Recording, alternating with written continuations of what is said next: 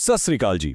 ਕਦੇ ਸੋਚਿਆ ਹੈ ਕਿ ਜਿਸ ਦੁਨੀਆ ਵਿੱਚ ਅਸੀਂ ਅੱਜ ਰਹਿ ਰਹੇ ਹਾਂ, ਇਹ ਇੱਕ ਦੂਜੇ ਨਾਲ ਇੰਨੀ ਜੁੜੀ ਹੋਈ ਕਿਵੇਂ? ਮਤਲਬ ਗਲੋਬਲ ਕਿਵੇਂ ਬਣੀ? ਅੱਜ ਆਪਾਂ ਇਸੇ ਸਫ਼ਰ ਨੂੰ ਸਮਝਣ ਦੀ ਕੋਸ਼ਿਸ਼ ਕਰਾਂਗੇ। ਇੱਕ ਗਲੋਬਲ ਦੁਨੀਆ ਦਾ ਨਿਰਮਾਣ।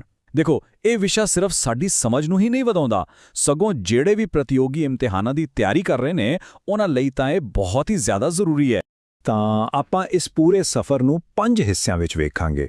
ਸਭ ਤੋਂ ਪਹਿਲਾਂ 19ਵੀਂ ਸਦੀ, ਫਿਰ ਭਾਰਤ ਤੇ ਬ੍ਰਿਟਿਸ਼ ਰਾਜ ਦਾ ਅਸਰ, ਉਸ ਤੋਂ ਬਾਅਦ ਵਿਸ਼ਵ ਯੁੱਧਾਂ ਦਾ ਦੌਰ, ਫਿਰ ਜੰਗ ਤੋਂ ਬਾਅਦ ਦਾ ਪੁਨਰ ਨਿਰਮਾਣ ਅਤੇ ਅਖੀਰ ਵਿੱਚ ਨਵੀਂ ਅੰਤਰਰਾਸ਼ਟਰੀ ਆਰਥਿਕ ਵਿਵਸਥਾ। ਚਲੋ ਫਿਰ ਸ਼ੁਰੂ ਕਰਦੇ ਹਾਂ। ਠੀਕ ਹੈ, ਤਾਂ ਸ਼ੁਰੂਆਤ ਕਰਦੇ ਹਾਂ ਆਪਣੇ ਪਹਿਲੇ ਭਾਗ ਤੋਂ। 19ਵੀਂ ਸਦੀ ਇੱਕ ਤਰ੍ਹਾਂ ਨਾਲ ਦੋ ਧਾਰੀ ਤਲਵਾਰ ਵਰਗੀ ਸੀ। ਇੱਕ ਪਾਸੇ ਤਾਂ ਤਕਨਾਲੋਜੀ ਤੇ ਵਪਾਰ ਕਰਕੇ ਬਹੁਤ ਤੇਜ਼ੀ ਨਾਲ ਆਰਥਿਕ ਵਿਕਾਸ ਹੋ ਰਿਹਾ ਸੀ, ਪਰ ਦੂਜੇ ਪਾਸੇ ਇਸੇ ਵਿਕਾਸ ਦੀ ਇੱਕ ਬਹੁਤ ਵੱਡੀ ਕੀਮਤ ਸੀ। ਇਹ ਕੀਮਤ ਆਮ ਲੋਕਾਂ ਨੂੰ ਚੁਕਾਣੀ ਪੈ ਰਹੀ ਸੀ, ਗਰੀਬੀ ਤੇ ਸ਼ੋਸ਼ਣ ਦੇ ਨਵੇਂ-ਨਵੇਂ ਰੂਪਾਂ ਵਿੱਚ। ਇਸੇ ਦੌਰ ਵਿੱਚ ਸ਼ੋਸ਼ਣ ਦਾ ਇੱਕ ਬਹੁਤ ਹੀ ਭਿਆਨਕ ਰੂਪ ਸਾਹਮਣੇ ਆਇਆ, ਜਿਸ ਨੂੰ ਕਿਹਾ ਜਾਂਦਾ ਸੀ ਗਿਰਮਿਟੀਆ ਮਜ਼ਦੂਰੀ। ਹੁਣ ਇਹ ਗਿਰਮਿਟ ਸ਼ਬਦ ਆਇਆ ਕਿੱਥੋਂ?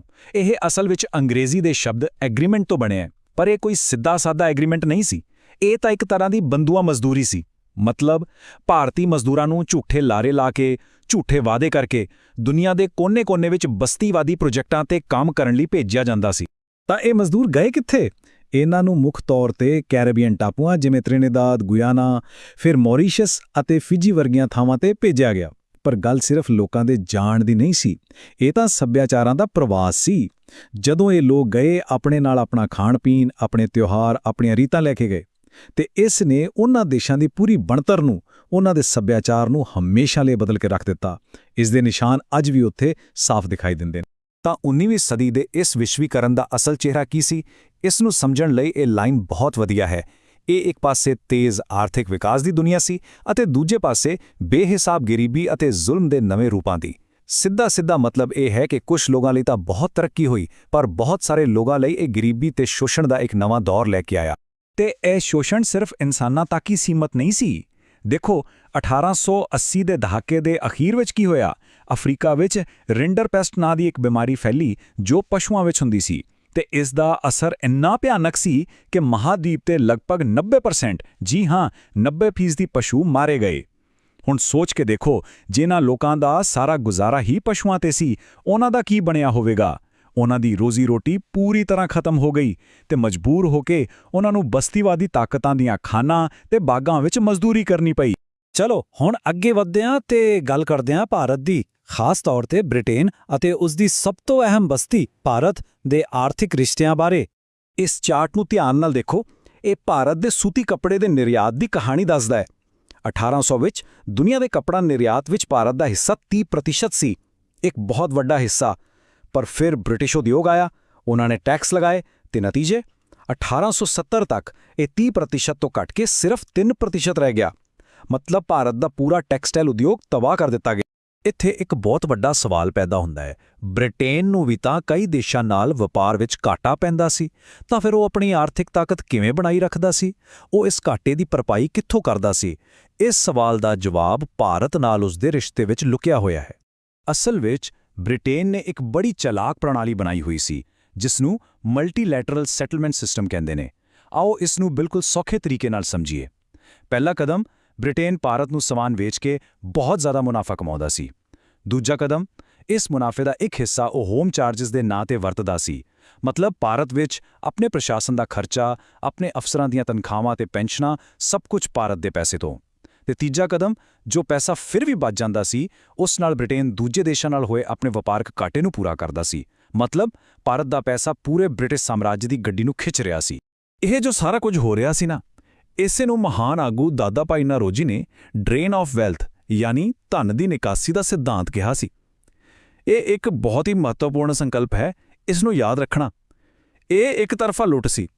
ਭਾਰਤ ਦਾ ਪੈਸਾ, ਭਾਰਤ ਦੇ ਸਰੋਤ, ਸਭ ਕੁਝ ਬ੍ਰਿਟੇਨ ਵੱਲ ਵਹਿ ਰਿਹਾ ਸੀ ਤੇ ਬਦਲੇ ਵਿੱਚ ਭਾਰਤ ਨੂੰ ਕੁਝ ਵੀ ਨਹੀਂ ਮਿਲ ਰਿਹਾ ਸੀ। ਇਸ ਤੋਂ ਬਾਅਦ ਆਉਂਦੀ ਹੈ 20ਵੀਂ ਸਦੀ ਅਤੇ ਇਹ ਸਦੀ ਆਪਣੇ ਨਾਲ ਲੈ ਕੇ ਆਈ ਦੋ ਭਿਆਨਕ ਵਿਸ਼ਵ ਯੁੱਧ ਅਤੇ ਇੱਕ ਅਜਿਹੀ ਆਰਥਿਕ ਮੰਦੀ ਜਿਸ ਨੇ ਪੂਰੀ ਦੁਨੀਆ ਦੀ ਆਰਥਿਕਤਾ ਦਾ ਨਕਸ਼ਾ ਹੀ ਬਦਲ ਦਿੱਤਾ। ਚਲੋ ਇਸ ਦੌਰ ਨੂੰ ਸਮਝਦੇ ਹਾਂ। ਗੱਲ ਕਰਦੇ ਹਾਂ ਪਹਿਲੇ ਵਿਸ਼ਵ ਯੁੱਧ ਦੀ, ਜੋ 1914 ਤੋਂ 1918 ਤੱਕ ਚੱਲਿਆ। ਇਸ ਵਿੱਚ ਦੋ ਮੁੱਖ ਧੜੇ ਸਨ। ਇਹਨਾਂ ਦੇ ਨਾਂ ਯਾਦ ਰੱਖਣੇ ਬਹੁਤ ਜ਼ਰੂਰੀ ਨੇ। ਇੱਕ ਪਾਸੇ ਸਨ ਐਲਾਈਡ ਪਾਵਰਸ ਯਾਨੀ ਮਿੱਤਰ ਸ਼ਕਤੀਆਂ, ਬ੍ਰਿਟੇਨ, ਫਰਾਂਸ ਤੇ ਰੂਸ, ਤੇ ਦੂਜੇ ਪਾਸੇ ਸੈਂਟਰਲ ਪਾਵਰਸ ਯਾਨੀ ਕੇਂਦਰੀ ਸ਼ਕਤੀਆਂ, ਜਰਮਨੀ, ਆਸਟਰੀਆ ਹੰਗਰੀ ਅਤੇ ਆਟੋਮਨ ਸਾਮਰਾਜ। ਇਸ ਯੁੱਧ ਦੀ ਕੀਮਤ ਇਨਸਾਨੀ ਜਾਨਾਂ ਵਿੱਚ ਚੁਕਾਈ ਗਈ। ਆંકੜੇ ਦੇਖੋ, ਲਗਭਗ 90 ਲੱਖ ਲੋਕ, 9 ਮਿਲੀਅਨ ਲੋਕ ਮਾਰੇ ਗਏ ਤੇ ਇਸ ਤੋਂ ਦੁੱਗਣੇ ਜ਼ਖਮੀ ਹੋਏ। ਤੇ ਮਰਨ ਵਾਲੇ ਕੌਣ ਸਨ? ਜ਼ਿਆਦਾਤਰ ਨੌਜਵਾਨ, ਕੰਮ ਕਰਨ ਵਾਲੀ ਉਮਰ ਦੇ ਲੋਕ। ਇਸ ਦਾ ਸਿੱਧਾ ਅਸਰ ਯੂਰਪ ਦੀ ਆਰਥਿਕਤਾ ਤੇ ਪਿਆ। ਉੱਥੇ ਕੰਮ ਕਰਨ ਵਾਲਿਆਂ ਦੀ ਇੰਨੀ ਕਮੀ ਹੋ ਗਈ ਕਿ ਪੂਰਾ ਆਰਥਿਕ ਢਾਂਚਾ ਹੀ ਹਿੱਲ ਗਿਆ। ਯੁੱਧ ਖਤਮ ਹੋਇਆ ਪਰ ਮੁਸੀਬਤਾਂ ਨਹੀਂ। 1929 ਵਿੱਚ ਸ਼ੁਰੂ ਹੋਈ ਮਹਾਨ ਮੰਦੀ ਯਾਨੀ ਦ ਗ੍ਰੇਟ ਡਿਪਰੈਸ਼ਨ। ਇਹ ਸੰਕਟ 1930 ਦੇ ਦਹਾਕੇ ਦੇ ਅੱਧ ਤੱਕ ਚੱਲਦਾ ਰਿਹਾ। ਇਸ ਦੌਰਾਨ ਹੋਇਆ ਕੀ? ਦੁਨੀਆ ਭਰ ਵਿੱਚ ਕਾਰਖਾਨੇ ਬੰਦ ਹੋ ਗਏ, ਲੋਕਾਂ ਦੀਆਂ ਨੌਕਰੀਆਂ ਚਲੀਆਂ ਗਈਆਂ ਤੇ ਦੇਸ਼ਾਂ ਵਿਚਕਾਰ ਵਪਾਰ ਲਗਭਗ ਰੁਕ ਹੀ ਗਿਆ। ਪੂਰੀ ਦੁਨੀਆ ਦੀ ਆਰਥਿਕਤਾ ਇੱਕ ਤਰ੍ਹਾਂ ਨਾਲ ਠੱਪ ਹੋ ਗਈ ਸੀ। ਤੇ ਇਸ ਗਲੋਬਲ ਮੰਦੀ ਦਾ ਅਸਰ ਭਾਰਤ ਤੇ ਕੀ ਪਿਆ, ਖਾਸ ਕਰਕੇ ਭਾਰਤ ਦੇ ਕਿਸਾਨਾਂ ਤੇ? 1928 ਤੋਂ 1934 ਦੇ ਵਿਚਕਾਰ ਭਾਰਤ ਵਿੱਚ ਕਣਕ ਦੇ ਭਾਅ 50% ਤੱਕ ਡਿੱਗ ਗਏ। ਸੋਚੋ, ਅੱਧੇ ਰਹਿ ਗਏ। ਪਰ ਦੂਜੇ ਪਾਸੇ ਅੰਗਰੇਜ਼ੀ ਸਰਕਾਰ ਨੇ ਕਿਸਾਨਾਂ ਤੋਂ ਲਿਆ ਜਾਣ ਵਾਲਾ ਲਗਾਨ ਘੱਟ ਕਰਨ ਤੋਂ ਸਾਫ਼ ਮਨਾ ਕਰ ਦਿੱਤਾ। ਇਸ ਨੂੰ ਕਹਿੰਦੇ ਨੇ ਦੋਹਰੀ ਮਾਰ। ਫਸਲ ਦਾ ਮੁੱਲ ਕੋਈ ਨਹੀਂ, ਪਰ ਸਰਕਾਰੀ ਟੈਕਸ ਪੂਰਾ ਦੇਣਾ ਪੈ ਰਿਹਾ ਸੀ। ਇੰਨੀ ਵੱਡੀ ਤਬਾਹੀ ਤੋਂ ਬਾਅਦ ਦੁਨੀਆ ਦੇ ਲੀਡਰਾਂ ਨੂੰ ਇਹ ਸਮਝ ਆ ਗਿਆ ਕਿ ਜੇਕਰ ਭਵਿੱਖ ਵਿੱਚ ਅਜਿਹੇ ਸੰਕਟਾਂ ਤੋਂ ਬਚਣਾ ਹੈ ਤਾਂ ਇੱਕ ਨਵੀਂ ਸਥਿਰ ਆਰਥਿਕ ਪ੍ਰਣਾਲੀ ਬਣਾਉਣੀ ਪਵੇਗੀ। ਤਾਂ ਹੁਣ ਆਪਾਂ ਦੇਖਾਂਗੇ ਜੰਗ ਤੋਂ ਬਾਅਦ ਦੇ ਪੁਨਰ ਨਿਰਮਾਣ ਦੇ ਦੌਰ ਨੂੰ। ਇਸ ਨਵੀਂ ਦੁਨੀਆ ਦੀ ਨੀਂਹ ਰੱਖੀ ਗਈ ਜੁਲਾਈ 1944 ਵਿੱਚ।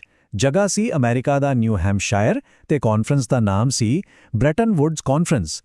ਇਹ ਤਾਰੀਖ ਤੇ ਇਨਾਮ ਇਤਿਹਾਸ ਦੇ ਸਭ ਤੋਂ ਮਹੱਤਵਪੂਰਨ ਪਲਾਂ ਵਿੱਚੋਂ ਇੱਕ ਹੈ। ਇਸੇ ਕਾਨਫਰੰਸ ਨੇ ਜੰਗ ਤੋਂ ਬਾਅਦ ਦੀ ਪੂਰੀ ਗਲੋਬਲ ਆਰਥਿਕਤਾ ਦਾ ਢਾਂਚਾ ਤਿਆਰ ਕੀਤਾ ਸੀ। ਇਸ ਬ੍ਰੈਟਨ ਵੁਡਜ਼ ਕਾਨਫਰੰਸ ਵਿੱਚੋਂ ਦੋ ਵੱਡੀਆਂ ਸੰਸਥਾਵਾਂ ਪੈਦਾ ਹੋਈਆਂ। ਇਹਨਾਂ ਨੂੰ ਬ੍ਰੈਟਨ ਵੁਡਜ਼ ਟਵਿਨਜ਼ ਯਾਨੀ ਬ੍ਰੈਟਨ ਵੁਡਜ਼ ਦੇ ਜੁੜਵਾਂ ਬੱਚੇ ਵੀ ਕਿਹਾ ਜਾਂਦਾ ਹੈ। ਪਹਿਲੀ ਸੀ IMF ਯਾਨੀ ਇੰਟਰਨੈਸ਼ਨਲ ਮੋਨਿਟਰੀ ਫੰਡ। ਇਸ ਦਾ ਮੁੱਖ ਕੰਮ ਸੀ ਮੈਂਬਰ ਦੇਸ਼ਾਂ ਦੇ ਆਪਸੀ ਲੈਣ-ਦੇਣ ਤੇ ਨਜ਼ਰ ਰੱਖਣਾ ਤੇ ਦੁਨੀਆ ਵਿੱਚ ਵਿੱਤੀ ਸਥਿਰਤਾ ਬਣਾਈ ਰੱਖਣਾ। ਤੇ ਦੂਜਾ ਜੁੜਵਾਂ ਸੀ ਵਰਲਡ ਬੈਂਕ, ਜਿਸ ਦਾ ਅਸਲੀ ਨਾਂ ਹੈ IBRD ਯਾਨੀ international bank for reconstruction and development. ਇਸ ਦੇ ਨਾਮ ਵਿੱਚ ਹੀ ਇਸ ਦਾ ਕੰਮ ਛੁਪਿਆ ਹੈ। ਸ਼ੁਰੂ ਵਿੱਚ ਇਸ ਨੂੰ ਜੰਗ ਵਿੱਚ ਤਬਾਹ ਹੋਏ ਦੇਸ਼ਾਂ ਨੂੰ ਦੁਬਾਰਾ ਖੜਾ ਕਰਨ ਲਈ ਬਣਾਇਆ ਗਿਆ ਸੀ, ਪਰ ਸਮੇਂ ਦੇ ਨਾਲ ਇਸ ਦਾ ਕੰਮ ਬਦਲ ਗਿਆ ਤੇ ਇਹ ਗਰੀਬ ਅਤੇ ਵਿਕਾਸਸ਼ੀਲ ਦੇਸ਼ਾਂ ਨੂੰ ਵਿਕਾਸ ਲਈ ਕਰਜ਼ੇ ਦੇਣ ਲੱਗਾ। ਹੁਣ ਇਹ ਪੂਰਾ ਸਿਸਟਮ ਕੰਮ ਕਿਵੇਂ ਕਰਦਾ ਸੀ? ਦੇਖੋ, ਇਸ ਦਾ ਆਧਾਰ ਸੀ ਫਿਕਸਡ ਐਕਸਚੇਂਜ ਰੇਟ, ਮਤਲਬ ਦੁਨੀਆ ਦੀਆਂ ਸਾਰੀਆਂ ਕਰੰਸੀਆਂ ਦੀ ਕੀਮਤ ਨੂੰ ਅਮਰੀਕੀ ਡਾਲਰ ਦੇ ਹਿਸਾਬ ਨਾਲ ਤੈਅ ਕਰ ਦਿੱਤਾ ਗਿਆ ਤੇ ਅਮਰੀਕੀ ਡਾਲਰ ਦੀ ਕੀਮਤ ਨੂੰ ਸੋਨੇ ਦੇ ਹਿਸਾਬ ਨਾਲ ਤੈਅ ਕੀਤਾ ਗਿਆ। ਇਸ ਦਾ ਸਿੱਧਾ ਨਤੀਜਾ ਇਹ ਨਿਕਲਿਆ ਕਿ ਅਮਰੀਕੀ ਡਾਲਰ ਪੂਰੀ ਦੁਨੀਆ ਦੀ ਸਭ ਤੋਂ ਤਾਕਤਵਰ ਕਰੰਸੀ ਬਣ ਗਿਆ। ਚਲੋ ਹੁਣ ਆਪਾਂ ਆਪਣੇ ਸਫ਼ਰ ਦੇ ਆਖਰੀ ਪੜਾਅ ਵੱਲ ਵਧਦੇ ਹਾਂ। ਇਹ ਉਹ ਦੌਰ ਸੀ ਜਦੋਂ ਏਸ਼ੀਆ ਤੇ ਅਫਰੀਕਾ ਦੇ ਬਹੁਤ ਸਾਰੇ ਦੇਸ਼ ਆਜ਼ਾਦ ਹੋ ਰਹੇ ਸਨ ਤੇ ਉਹਨਾਂ ਨੇ ਇਸ ਪੁਰਾਣੀ ਆਰਥਿਕ ਵਿਵਸਥਾ ਤੇ ਸਵਾਲ ਚੁੱਕਣੇ ਸ਼ੁਰੂ ਕਰ ਦਿੱਤੇ। ਇਹਨਾਂ ਨਵੇਂ ਆਜ਼ਾਦ ਹੋਏ ਵਿਕਾਸਸ਼ੀਲ ਦੇਸ਼ਾਂ ਨੇ ਮਿਲ ਕੇ ਇੱਕ ਗਰੁੱਪ ਬਣਾਇਆ ਜਿਸ ਦਾ ਨਾਂ ਰੱਖਿਆ ਗਿਆ G77 ਤੇ ਇਹਨਾਂ ਨੇ ਮਿਲ ਕੇ ਇੱਕ ਨਵੀਂ ਅੰਤਰਰਾਸ਼ਟਰੀ ਆਰਥਿਕ ਵਿਵਸਥਾ ਯਾਨੀ NIEO ਦੀ ਮੰਗ ਕੀਤੀ। ਉਹਨਾਂ ਦੀਆਂ ਮੰਗਾਂ ਬਹੁਤ ਸਪਸ਼ਟ ਸਨ। ਉਹ ਚਾਹੁੰਦੇ ਸਨ ਕਿ ਉਹਨਾਂ ਦੇ ਕੁਦਰਤੀ ਸਰੋਤਾਂ ਤੇ ਉਹਨਾਂ ਦਾ ਆਪਣਾ ਕੰਟਰੋਲ ਹੋਵੇ, ਉਹਨਾਂ ਦੇ ਕੱਚੇ ਮਾਲ ਦੀਆਂ ਸਹੀ ਕੀਮਤਾਂ ਮਿਲਣ ਅਤੇ ਉਹਨਾਂ ਦੇ ਬਣਾਏ ਸਮਾਨ ਨੂੰ ਅਮੀਰ ਦੇਸ਼ਾਂ ਦੀਆਂ ਮੰਡੀਆਂ ਵਿੱਚ ਵੇਚਣ ਦਾ ਮੌਕਾ ਮਿਲੇ।